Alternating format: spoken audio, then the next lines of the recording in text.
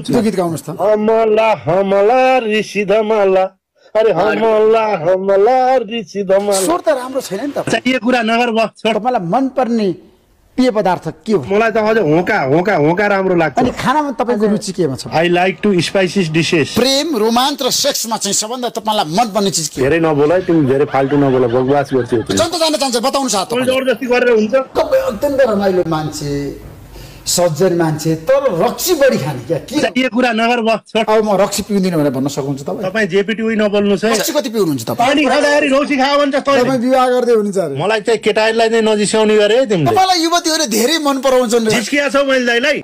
युवतीहरूले मन पराउने कारण के रहेछ? खोज्नु हो रक्सी? नगर्नुस् बा, छोड्नुस्, म्युट हान्दिए मैले तपाईँ। तपाईसँग कति पैसा छ आजको दिनमा? यति धेरै जिस्काउँछ साला कुकुर। तपाईँ उग्र नहुनुहोस्। यता सुन्नुहोस् मेरो कुरा। अब तपाईँ चुप लाग्नुहोस्। औँला नदेखा मुजी, औँला देखाएर कुरा नगर। हात जोडेर भन्छु, सभ्य हुनुहोस्, शिष्ट हुनुहोस्। तिनकी माथा भन्छ।